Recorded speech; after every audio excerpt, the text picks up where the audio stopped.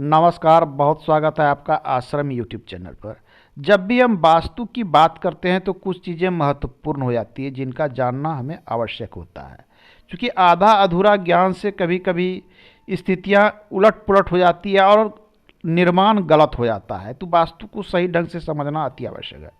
तो दिशाएं दिशाएं तो चार दिशा सभी लोग जानते हैं, जैसे कि इसमें हमने लिख के रखा है, ये पूर्व है, ये आपका प्लॉट हो सकता है, या इस प्रकार के, ये उत्तर है, ये पश्चिम है, और ये आपकी दक्षिण दिशा है। इसके अलावा अन्य दिशाएं होती है, तो उन दिशाओं की हम बात कर लें तो पूर्व दिशा और उत्तर दिशा का कॉर्नर, ये कॉर्नर का स्थान, इसमें इसमें हमने देखिए कि इसमें इस प्रकार से हमने बांट के रखा है। इसके पीछे भी लॉजिक है इस प्रकार से। हालांकि वास्तु के रूल के अनुसार इसे 9 भागों में बांटा जाता है, लेकिन आम आदमी की ये पकड़ में नहीं आता है, काफ़ी कॉम्प्लिकेटेड हो जाएगा, इसलिए इसे 3 भागों में हमने इसे बांट रखा है। 3 भागों में बांटने का अर्थ है कि ये जो पूर्व का स्थान है, तो यहाँ से यहाँ तक पूर्व का स्थान माना जाता है। आपकी लंबाई चौड़ाई इस प्लॉट की जितनी भी हो, उसे आपको 3 भागों में बांट लेना है। इस चौड़ाई को भी 3 भागों में बांट लेना है, बराबर भागों में।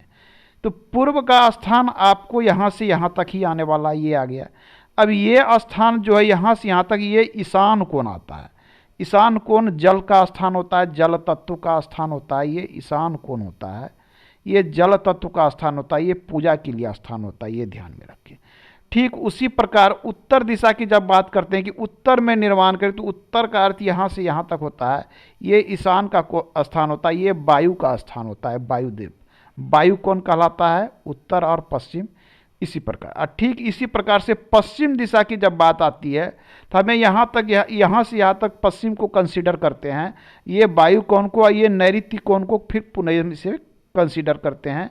ये पृथ्वी तत्व होता है।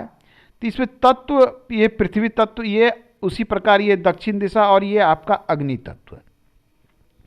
अब आवे जिस प्रकार से हमारा शरीर 5 चीज़ों से बैलेंस होता है, कहते हैं शरीर हमारा 5 तत्व से बना हुआ है। जल तत्व, वही जल तत्व ये है ईशान कोण। ये वायु तत्व, यही तत्व है वायु कोण। नैऋत्य कोण जिसे पृथ्वी तत्व कहते हैं, अग्नि कोण, अब बीच में सेंटर होता है आकाश तत्व। तो हमारे शरीर में इन 5 तत्वों में से किसी भी चीज़ का जब असंतुलन हो जाता है, तो किसी भी व्यक्ति के शरीर में रोग व्याधि उत्पन्न हो जाती है, सही तरीके से वो कार्य नहीं कर पाता है। ठीक उसी प्रकार से वास्तु में जब इन 5 तत्वों में से किसी चीज़ का असंतुलन हो जाता है निर्माण के कारण, तो आपके घर के वास्तु में समस्या आनी उत्पन्न हो जाती है। तो वास्तु को समझना अति आवश्यक है। आज के अंक में इतना ही, मिलते हैं अगले अंक में, पुनः बात करेंगे। धन्यवाद।